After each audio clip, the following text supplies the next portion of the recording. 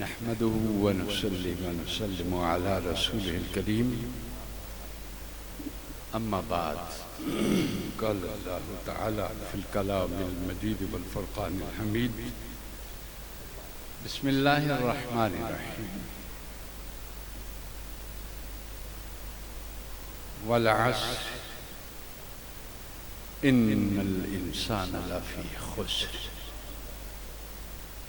إلا الذين آمنوا وعملوا الصالحات وتواصوا بالحق وتواصوا بالصبر صدق الله مولانا العظيم وصدق رسوله النبي الكريم اللهم صل على سيدنا ومولانا محمد وعلى آله وصحبه وبارك وسلم اللهم صل وسلم وبارك على ذات المحمدية والآل عدد خلقك يا الله يا الله يا رحمن يا رحيم يا حي يا قيوم برحمتك نستغيث میرے نہایت ہی قابل محبت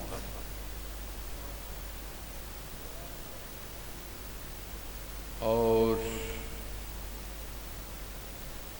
قابل احترام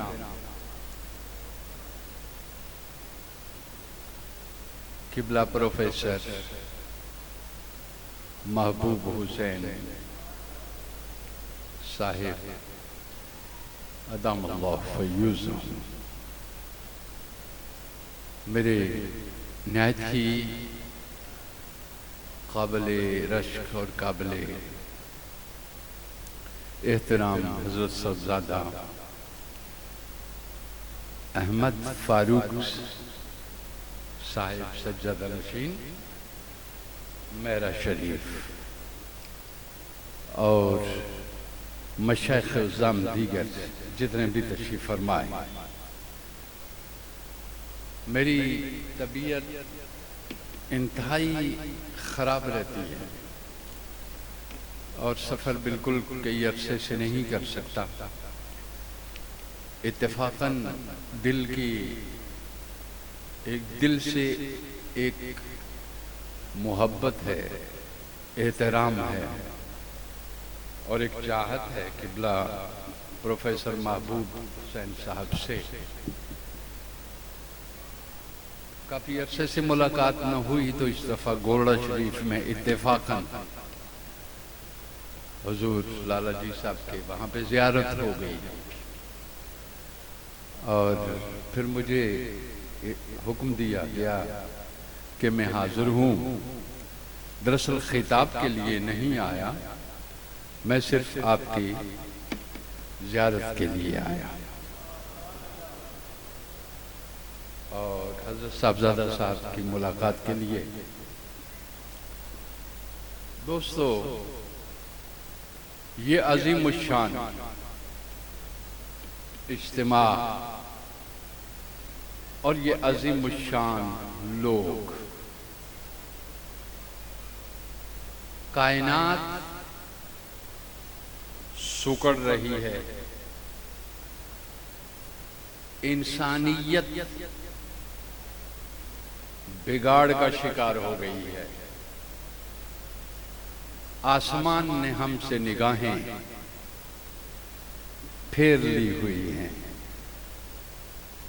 زمین پہ ہمارا وقار ختم ہو چکا ہوا ہے عظمت کی بلندیوں سے ہم پستی کی طرف دھکیل دیے گئے ہیں اور وہ فقر جو اختیاری ہوتا تھا اور ایک فقر اضطراری ایک فقر وہ ہے جو الفقر سواد الوجہ فی الدارین ایک فقر وہ ہے جو دونوں جہانوں کی روح سیاہی ہے، اور ایک فقر وہ ہے جس کے لیے فرمایا گیا الفقر فخری، یہ فقر میرا فخر ہے۔ تو کائنات میں اس وقت پوری دنیا زوال کا شکار ہے، مگر میں لمبے عرصے سے یہ 25 سال سے یہ کہتا آ رہا ہوں، اس زوال سے قوم کو اہل محبت ہی نکال سکیں گے۔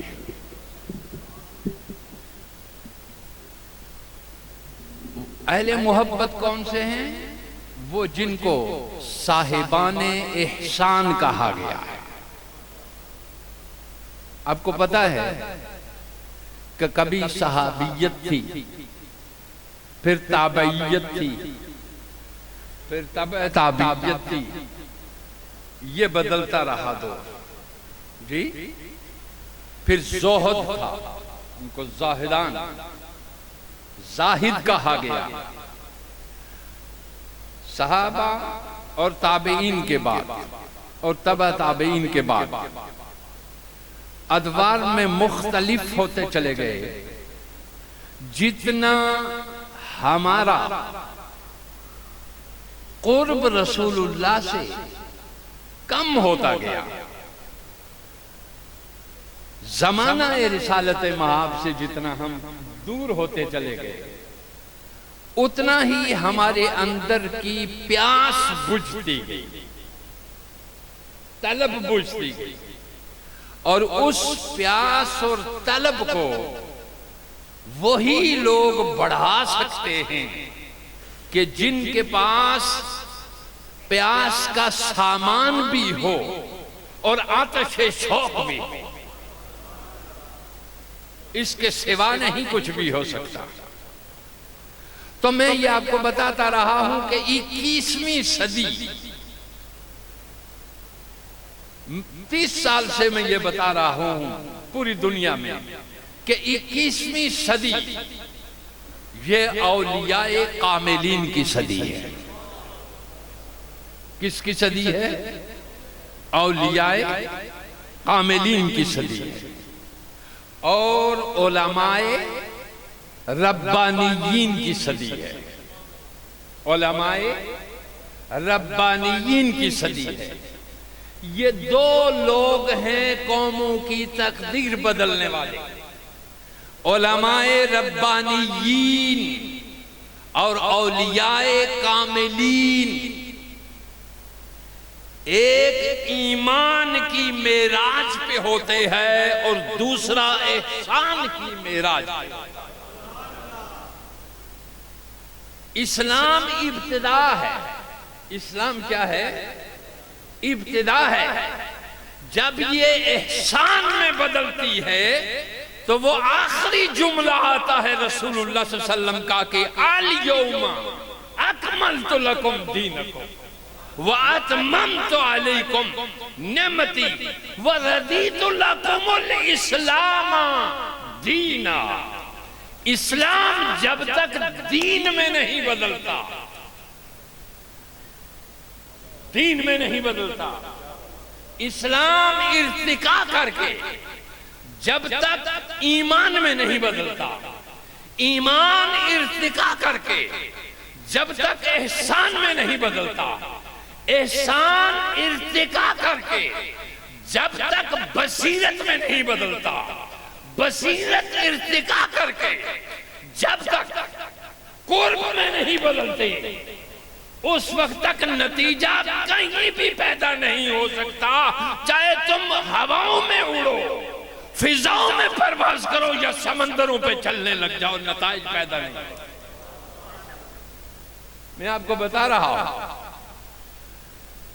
کہ ہم نے جتنا بھی وقت گزارا ہے، علماء نے اپنی ذمہ داریاں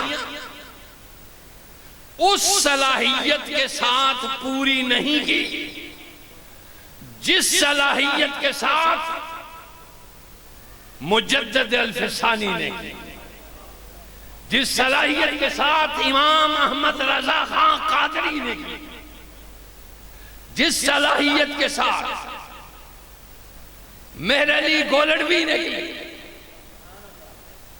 جس صلاحیت کے ساتھ جمگٹھا کر لینا، لوگوں کو جمع کر لینا، مجمع بنا لینا، یہ تو نفس کی خوراک ہے۔ جہاں کہیں بھی جمع کرو لوگ جمع ہو جائیں۔ یہ کس کی خوراک ہے؟ نفس کی خوراک ہے۔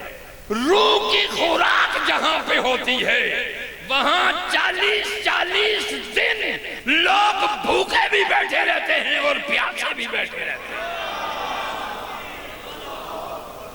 آپ سمجھ گئے؟ آپ سمجھ گئے میری جان؟ رجوع کرو اپنے رب کی طرف۔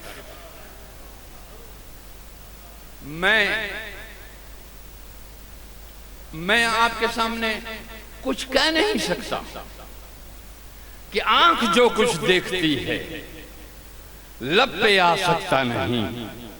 محو حیرت ہوں کہ دنیا کیا سے کیا ہو جائے۔ طویل وقت اب آپ کے پاس نہیں ہے میرے دوستو، اب صرف آپ کے پاس رجوع کا وقت رہ گیا۔ اب صرف آپ کے پاس کس کا وقت ہے؟ رجوع اللہ اور یتوب اللہ، اللہ کی طرف توبہ کرنے کا۔ اور توبہ کا معنی کیا ہے؟ رجوع اللہ، اللہ کی طرف لوٹو۔ اللہ کی طرف لوٹنے کا وقت آ گیا ہے۔ اور یہ ایسی جگہیں، ایسے مقام جہاں ایسے ساقی ہوں، جہاں رسالت کے علم کی حفاظت بھی ہو رہی ہو اور رسالت کی ولایت کی حفاظت بھی ہو رہی ہو، یہ چشم غنیمت ہوتے ہیں۔ ورنہ 99.9% یہاں پہ دھوکہ بازی ہے، فراڈ ہے، مکر ہے، دجل ہے۔ نہ صورتیں کسی قابل رہی ہیں، نہ سیرتیں کسی قابل رہی ہیں۔ ہر شے مسخ ہو گئی ہے، ہر شے مسخ ہو گئی ہے۔ خدا کی خاطر اس مالک نے جس نے پیدا کیا، اس کی خاطر کبھی آنکھ نم ہو جائے تو سمجھو کہ ابھی کچھ، اقبال نے کہا تھا ذرا نم ہو تو یہ مٹی بہت زرخیز ہے۔ اور نم ایک اس کو کہتے ہیں جو صبح صبح ہوتی ہے، اس کو کہتے ہیں شب نم۔ کیا کہتے ہیں اس کو؟ شب نم، شب نم۔ اگر صبح کے قطرے آسمانی بلندیوں سے چمکتے ہوئے ستارے بن کر گلگوں کباب پھولوں پہ نہ پڑے، وہ مسکرا نہیں سکتے۔ اور اگر رات تیری بھیگ نہ جائے اور تیری آنکھ سے نم نہ نکل آئے اور تیرا دل پگھل نہ جائے، بخدا بالائی کائنات میں تیرا کوئی نام نہیں پایا جا سکتا۔ کوئی نام نہیں ہوتا۔ یہاں خاندان کا کوئی نام نہیں ہے، یہاں نسل کا کوئی نام نہیں ہے، یہاں نسب کا کوئی نام نہیں ہے، یہاں شیخ کا کوئی نام نہیں ہے، یہاں عالم کا کوئی نام نہیں ہے۔ یہاں نام ہے تو ذرا نم ہو تو یہ مٹی بہت زرخیز ہے۔ یا تیری آنکھ روئے یا تیرا دل روئے۔ آپ سمجھ گئے؟ یا تیری آنکھ روئے یا تیرا دل روئے۔ اور وہ نہ جہنم کے خوف سے روئے نہ جنت کی لالچ میں روئے۔ آپ سمجھے؟ نہ جہنم کے خوف سے روئے۔ جہنم اللہ سے دور ہونے کا نام ہے۔ اور جنت اللہ کے قریب ہونے کا نام ہے۔ آپ سمجھ گئے؟ اللہ کے جو جگہ جتنی قرب حق میں ہوگی اسی کا نام جنت ہوگا، اور جو جگہ جتنی قرب حق سے بعید ہوگی اسی کا نام جہنم ہوگا۔ آپ سمجھ گئے؟ اور اس کی صورتیں پھر مختلف ہوں گی، جیسی بھی ہوں گی۔ میں خطاب اور کرنے کے لیے آیا تھا، مگر میں جناب خل صاحب نے، نواز خل صاحب نے راستے سے ایک دوسری طرف موڑا تو میں بھول گیا، اور ہمارا 1 گھنٹہ بھول بھلائیوں میں لگ گیا۔ اور جو میں نے کہنا تھا آپ سے وہ میں آپ سے پھر کسی وقت جب میرے رب نے اجازت دی تو میں آپ سے کروں گا۔ یہ ابتدا میری تھوڑی سی گفتگو تھی، اب میں ان گفتگوؤں سے تنگ آ چکا ہوا ہوں دنیا سے۔ آج نہیں، پچھلے 20-25 سال سے میں نے خطاب کیا ہے، یہاں پہ کیا ہے، یا پھر میرا شریف میں گیا ہوں، اس کے بعد سے خطاب میں نے چھوڑ دیے، اس لیے کہ میری اپنی اصلاح ابھی تک نہیں ہو سکی ایسی کہ میں کسی کو کچھ کہہ سکوں، ایسا نہیں ہو سکا ابھی تک۔ میں اپنے من میں جب ڈوبتا ہوں تو اقبال کہتا ہے اپنے من میں ڈوب کر پا جا سراغ زندگی، تو اگر میرا نہیں بنتا نہ بن، اپنا تو بن۔ میں 1000% جھانک جھانک کے دیکھ چکا، ابھی میں اپنا بھی نہیں بن سکا تو میں اس کا کیسے بن سکوں؟ تو زوبے معذرت کے ساتھ میں اب صرف آپ کو وہ تصوف جس کو نام اب تصوف سے ہٹا دیں، اس کا نام احسان ہے، اس کا نام کیا ہے؟ احسان ہے۔ اس کو تصوف جب نام دیا تو لوگوں کو شریعت کے پیرالل ایک نظام نظر آیا، جبکہ حماقت ان کی یہ ہے کہ احسان اخلاص کا نام ہے۔ اسلام کس کا نام ہے؟ اخلاص کا نام ہے۔ اگر اخلاص نہیں ہے میرے دوستو، بخدا کبھی اپنے ضمیر کے آئینے کے سامنے کھڑے ہوا، اپنے ضمیر کے آئینے میں کھڑے ہوا کرو، اور پھر پوچھا کرو اس سے کہ تو مطمئن ہے اپنی کارکردگی پہ؟ مجھے ہر رات پوچھنا چاہیے اپنے آپ سے کہ میں مطمئن ہوں اپنی کارکردگی پہ، کیونکہ رسول اللہ صلی اللہ علیہ وسلم، ایک صحابی رسول صلی اللہ علیہ وسلم نے آپ سے پوچھا، حضور صلی اللہ علیہ وسلم نے صحابی رسول سے، آپ سے صحابہ سے پوچھا کہ رات کیسے گزاری، رات کیسے گزاری ہے؟ انہوں نے کہا الحمدللہ میں نے رات کامل الایمان، کمال ایمان کے ساتھ گزاری۔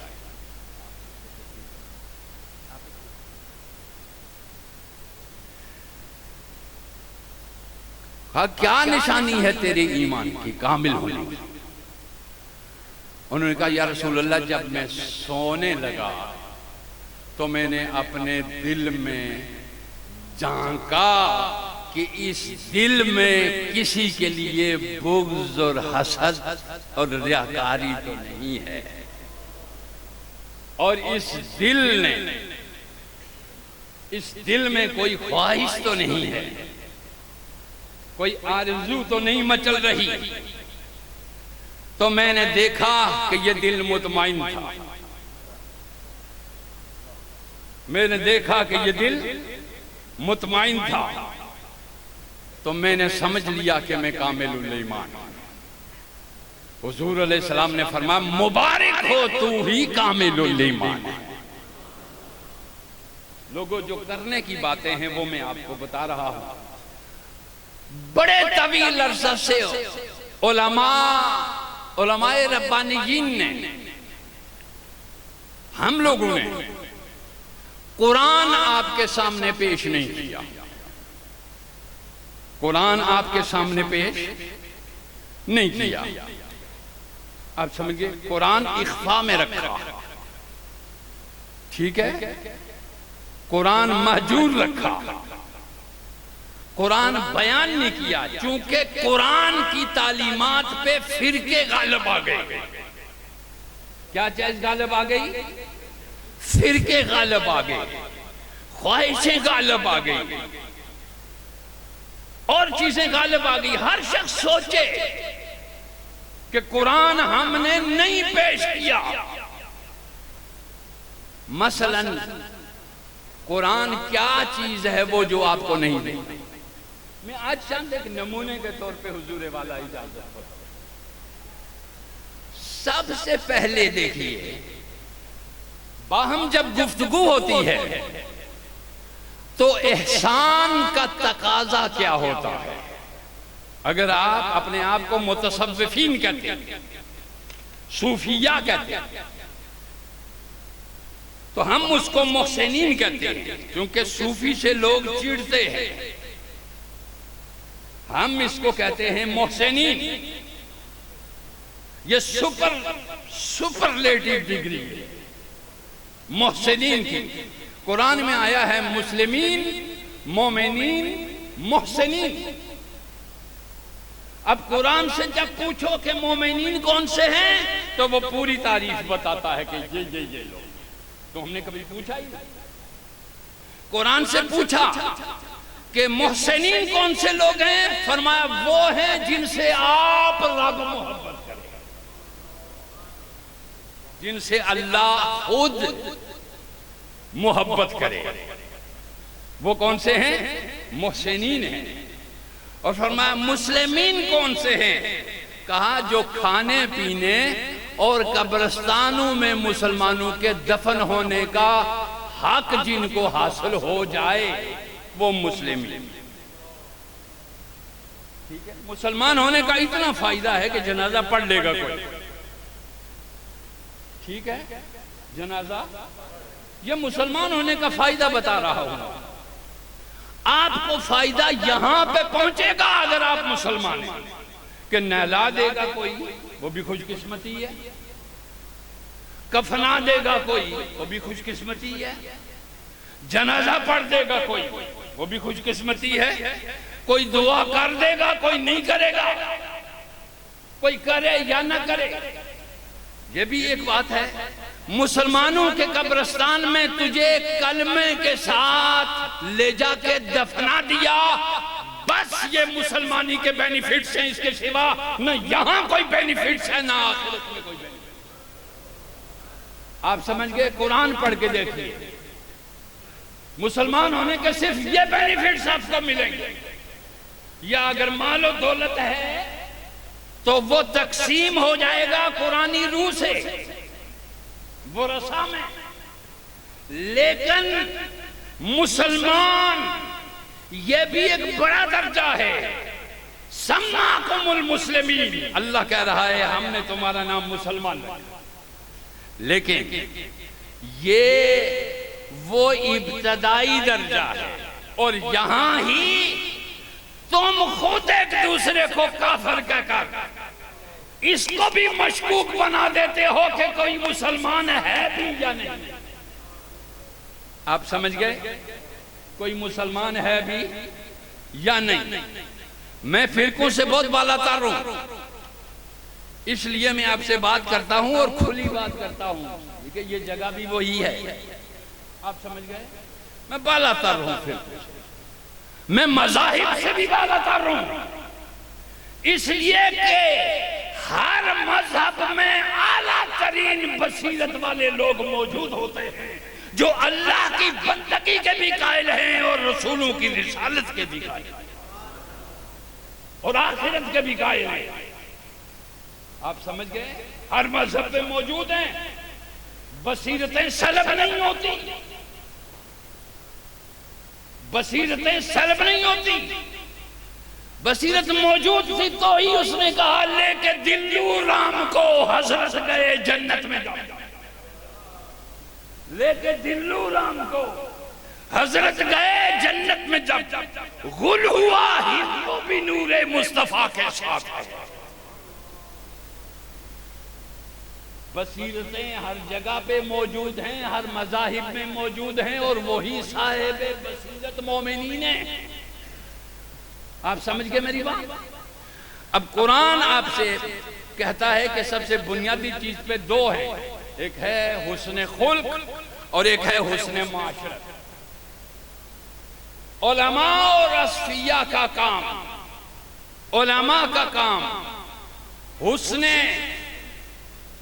عبادت قائم رکھنا ہے، اور اصفیاء کا کام حسن خلق اور حسن معاشرت کو قائم رکھنا ہے۔ کس چیز کو؟ حسن خلق اور حسن معاشرت کو قائم رکھنا ہے۔ تصوف کی ایک کلاز میں تجھے قرآن سے بتاؤں، جس کو تم تصوف کہتے ہو اور جس کو کہتے ہو کہ یہ قرآن میں نہیں ہے، ٹھیک ہے؟ اس کی ایک کلاز بتاتا ہوں۔ قرآن کہتا ہے سب سے پہلے جب آپ حضرت پیر صاحبان محبوب صاحب کے پاس تشریف فرما ہوتے ہیں، قبلہ کے پاس یا صاحبزادہ صاحب کے پاس یا ان لوگوں کے پاس، ان کے پاس آ کے جب آپ بیٹھتے ہیں، آپ کی بے لگام زبان پہ لگام خود بخود چڑھ جاتی ہے کہ نہیں؟ جی بے لگام زبان خود بخود لگام چڑھ جاتی ہے کہ نہیں؟ مفتی ہو کوئی، عالم ہو کوئی، بڑے سے بڑا شیخ ہو کوئی، ایک کا ستارہ بلند ہوتا ہے، دوسرے کا ذرا کمتر ہوتا ہے، ایک آسمان ولایت پہ شہباز ہوتا ہے، سمجھ گئے؟ تو آپ سب ابھی بیٹھے ہوئے ہیں اتنے لوگ، اگر آپ بازار میں ہوتے تو آپ کی زبانوں پہ کیا جاری ہوتا؟ اب آپ یہاں بیٹھے ہوئے ہیں، تو جتنی دیر آپ یہاں بیٹھے ہوئے ہیں آپ کی زبانیں یاوہ گوئی سے بند، آپ کی آنکھیں غیر محرم سے بند، آپ کے خیالات تمام کے تمام کلوز کر کے اس میگنیٹک فیلڈ نے اپنے گرد گرد گھما دیے۔ یہ راز تو سمجھتا نہیں کہ ایک صوفی کی میگنیٹک فیلڈ کہاں تک جاتی ہے۔ ہر صوفی کا مقام محمود اپنا ہی ہوتا ہے۔ اب سمجھے؟ ہر صوفی کا مقام محمود اپنا ہی ہوتا ہے، رینج اس کی اپنی تک ہی ہے۔ دنیا کے سارے صوفیوں کی رینج مدینے میں ختم ہوتی ہے، اور مدینے والے کی رینج لامکان تک ہوتی ہے۔ وہ اس کی میگنیٹک فیلڈ ہے، یہ تمہاری میگنیٹک فیلڈ ہے۔ آپ سمجھ گئے؟ اب بیٹھے ہوئے یہاں ہیں، کو معین الدین اجمیری کی میگنیٹک فیلڈ میں گھوم رہا ہے، کوئی بغداد کے اس شہنشاہ کی میگنیٹک فیلڈ میں گھوم رہا ہے، کوئی مجدد الفسانی کی میگنیٹک فیلڈ میں گھوم رہا ہے۔ یا تم اسپریچولیٹی میں ہائیسٹ مارک حاصل کرو تو تمہیں انسان اور انسانیت کا پتہ چلے، یا تم سائنس میں وہ بلند مقام حاصل کرو کہ مادہ تم سے بولنے لگے۔ اب سمجھ گئے میری بات؟ اب یہاں بیٹھے ہوئے ہیں آپ تو گفتگو شروع ہوتی ہے، اب آپ بیٹھے ہوئے سب بیٹھے ہیں، ایسا ہی ہے نہیں؟ جب بلند ستارے ولایت کے سامنے بیٹھتے ہیں، اب دو زانو ہوتے ہیں کہ نہیں ہوتے؟ جی سر ڈھمپا ہوا ہوتا ہے کہ نہیں ہوتا؟ لباس پاک ہوتا ہے کہ نہیں ہوتا؟ خوشبو لگی ہوئی ہوتی ہے کہ نہیں ہوتی؟ ایسا ہی ہے کہ نہیں؟ کہ جا اس کے بارگاہ میں رہا ہوں. یہ بارگاہ وہ بارگاہ ہوتی ہے جہاں آداب مجلس محمدی کے آداب سکھائے جاتے ہیں. جہاں مجلس محمدی کے آداب سکھائے جاتے ہیں وہ کون سی جگہ ہوتی ہے؟ وہ شیخ کی بارگاہ ہوتی ہے. ٹھیک ہے. پھر جب مجلس محمدی میں جاتا ہے تو پھر اللہ کی بارگاہ کے آداب سکھائے جاتے ہیں. اللہ کی بارگاہ کے آداب سکھائے جاتے ہیں. دیکھ تو پہنچتا ہے یہاں تک، یہ پہنچاتا ہے وہاں تک، اور وہ گھماتا ہے تجھے کل کائنات ہست و بود اور عالم خلق اور عالم امر میں. وہ گنبد خضرا کا. اب شیخ کے پاس آئے. تصوف احسان یہ کہتا ہے کہ جب وہاں پہ پہنچو کسی بھی ایسی ہستی کے پاس، وَقُولُ لَهُمْ قَوْلًا مَعْرُوفًا، جب ایسی جگہ پہ پہنچو تو لوگوں کے ساتھ بات معقول انداز میں کرو. یہ کون کہہ رہا ہے؟ اللہ کہہ رہا ہے. لوگوں کے ساتھ بات معقول. اب تمہیں جب وہ کہہ رہا ہے کہ لوگوں کے ساتھ بات معقول انداز میں کرو، تو جب تم اس کی بارگاہ میں آ جاؤ گے، چلے جاؤ گے، تو وہ بات غیر معقول انداز میں کرنے دے گا کسی کو تم سے؟ سوچتے کیوں نہیں ہو جانو؟ یہاں میں کہہ رہا ہے. اور پھر فرماتا ہے وَقُولُوا لَهُمْ قَوْلًا مَعْرُوفًا. یہ 5 نمبر سورہ ہے، 4 نمبر آئے. پھر بات جب کرو تو حسین انداز میں. بات جب کرو تو حسین انداز میں کرو. میں بتا رہا ہوں یہ تصوف ہے. یہ کیا ہے؟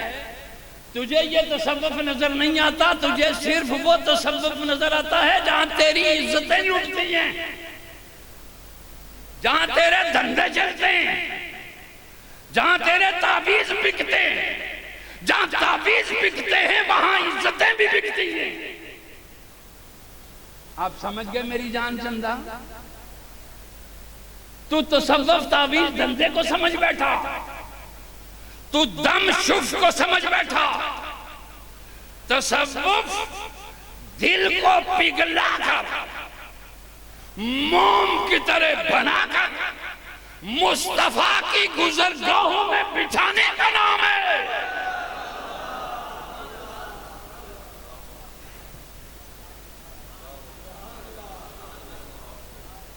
کائنات کے انسانوں تم سمجھے نہیں، تم نے اپنی کتاب کو نہیں پڑھا. وہ کتاب جو آئی تو فرمایا لو انزلنا هذا القرآن على جبل لرأيته خاشعا متصدعا من خشیۃ اللہ. آئے ہائے. پھر آگے یہاں آ کے یہ پریکٹس کی جاتی ہے. آگے فرمایا بات جب بھی کرو بڑے حسین انداز میں. بات جب بھی کرو بڑے، یہ اخلاق سکھایا جا رہا ہے. صوفیہ کا کام کیا ہے؟ اخلاق سکھانا. اب یہ اخلاق تصوف ہے کہ نہیں؟ اور یہ تصوف قرآن میں ہے کہ نہیں؟ یا یہ قرآن سے باہر ہے؟ یا یہ کسی کی کہانی ہے؟ تیرا مرض ہے صوفی کو ماننے والے، تیرا بیماری یہ ہے کہ تو صحیح صوفی کو نہیں جانتا. اس لیے ٹانک کو یہاں مارتا ہے اور قرآمتوں کی کہانیاں سنا کے گزارا چلاتا ہے. تجھے کرامت سنانے کی ضرورت ہی نہیں ہے اگر استقامت کا پہاڑ تیرے سامنے کھڑا بیٹھا ہوا ہے. الاستقامت فوق الکرامت.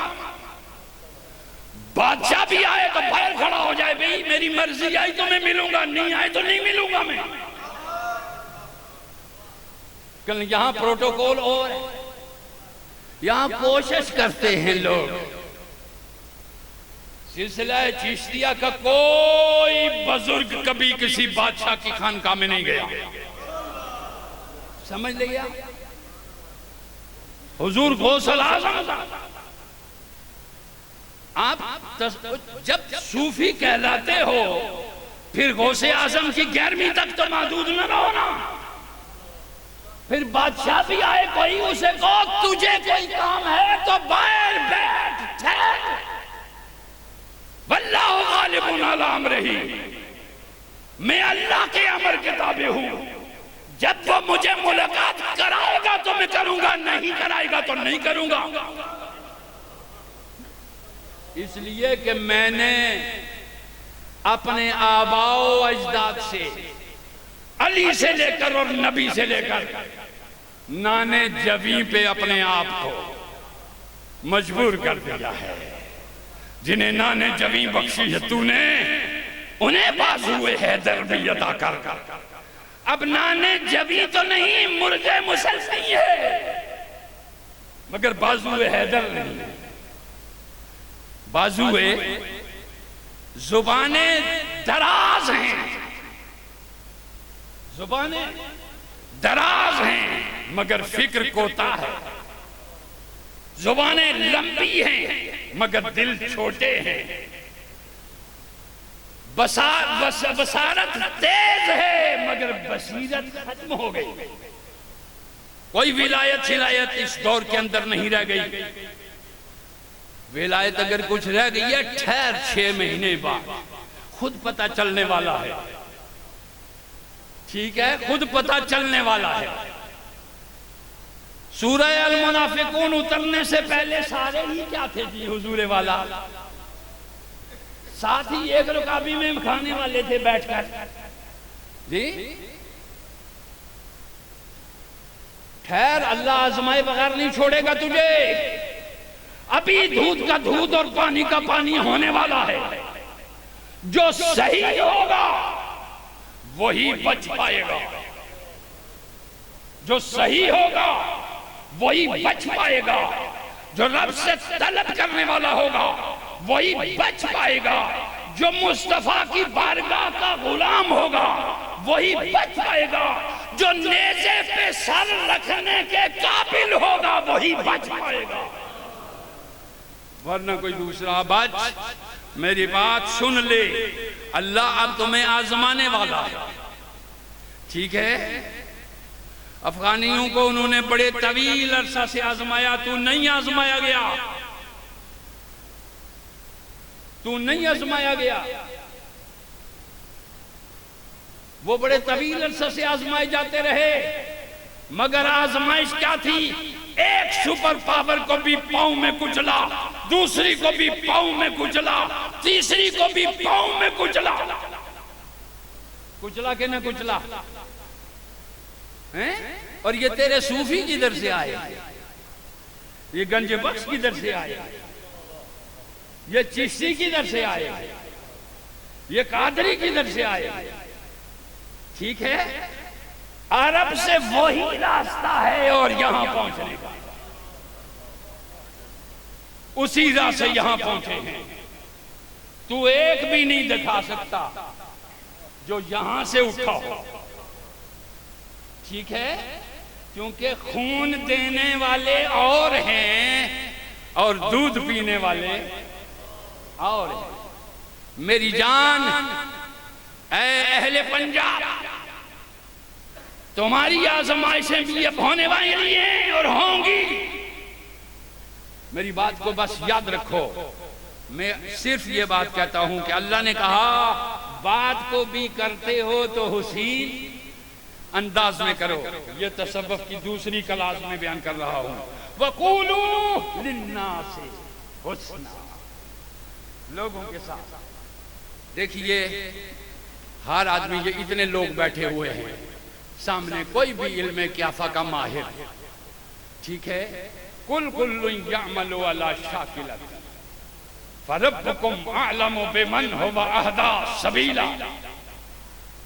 ہر شخص کا چہرہ اس سانچے میں ڈلا ہوا ہے جو اس کی سوچ ہے، اس سانچے میں ڈلا ہوا ہے جو اس کی سوچ ہے۔ اللہ اسی لیے کہتا ہے اتقوا من فراست المومن فإنه ينظر من نور اللہ، کہ مومن کی فراست سے ڈرا کرو کہ وہ اللہ کے نور سے دیکھتا ہے، وہ اس سانچے کو دیکھتا ہے جو بنا ہوا ہے۔ آپ سمجھ گئے میری بات؟ وہ سانچہ آپ کا اسی طرح ڈھلتا جائے گا جس طرح تیرا انداز تخیل ہوگا، جس طرح تیرا انداز تکلم ہوگا، جس طرح تیرا فکر عمل ہوگا، اسی طرح تیرے فیس کا سانچہ بھی بدلتا جائے گا۔ تیری آنکھ بھی بدلتی جائے گی، تیری ناک بھی بدلتی جائے گی، تیری پیشانی بھی بدل جائے گی، چونکہ کل شیء ناخذ بناصیتہا، اس نے ہر چیز کو پیشانی سے پکڑ لیا۔ کیا مطلب؟ یہاں سٹیمپ لگا رکھی ہوئی ہے اس نے کہ جو کچھ بھی تو پیچھے کر رہا ہے، یا اب سائنس 3000 ایئر پیچھے تو کیا تھا اور 3000 ایئر تو بعد میں کیا ہوگا، اب اتنا تو سائنس بھی جان گئی ہے کہ تو پہلے کیلا تھا یا سیب تھا، کس نے کھایا، وہ حلال تھا یا حرام تھا، اس میں پازیٹیو انرجی تھی کہ نیگیٹیو انرجی تھی۔ او خدا کے بندو، جنہیں تم کافر کہتے ہو وہ بصیرت میں تم سے آگے نکل گئے۔ تم لگڑتے رہو ماتھے زمینوں کے اوپر مگر دل تمہارے نہیں بدلتے، تم مگڑتے ہو ماتھے زمینوں کے اوپر مگر فکریں تمہاری ارتقا نہیں کرتی، تم باندھتے رہتے ہو کئی تاروں کی پگڑی مگر تمہارے افکار اور تخیلات میں بلندی نہیں آتی۔ قرآن نے کیا کہا سنو، حسین انداز میں گفتگو، اور حسین انداز میں گفتگو کرنے کا چہرہ بھی رب اسی طرح کا بنا، ایسا بنا دیتا ہے کہ نہیں ہونے والا چہرہ بھی۔ دیکھیں یہ جو گویے ہوتے ہیں نا، گویے سے بھائی موسیقی جو گاتے ہیں، سینکڑوں کو دیکھو، میرا کام ہی روز کسی چوک میں کھڑے ہو کر تجزیہ کرنا ہے کہ یہ جو گزر رہا ہے یہ کون ہے۔ اب میں کتابیں پڑھنی چھوڑ دی، اب میں بیٹھ کے انسانوں کو پڑھتا ہوں اور اپنی حالت کو دیکھتا ہوں روز بروز کہ یہ کیا منہ میرا دکھانے کے قابل ہوا ہے وہاں پہ کہ نہیں۔ خدا کے بندو، قرآن کہتا ہے جو بات بھی کرو حسین اور متوازن انداز میں، حسین اور متوازن انداز میں کرو۔ کیا کہتا ہے؟ وَقُلْ لِعِبَادِي يَقُولُوا الَّتِي هِيَ أَحْسَنُ، میرے بندوں سے کہو جو بات بھی کریں حسین اور متوازن انداز میں، حسین اور متوازن انداز میں چلے۔ چیخنے والا، چلانے والا، ٹھیک ہے، غصے والا شخص، ٹھیک ہے، جو ہر بات پہ کاٹے، اس کا چہرہ ویسا ہی ہو جاتا ہے، ویسا ہی ہو جاتا ہے، پھر اس کے اندر کی میگنیٹک ریڈیشن ختم ہو جاتی ہے، ختم ہو جاتی ہے۔ یہ میگنیٹک فیلڈ ہے، مجھے پوری دنیا میں کوئی بادشاہ بھی اس وقت کھینچ کے نہیں لے جا سکتا، کیونکہ مجھے کسی سے کوئی کام ہی نہیں۔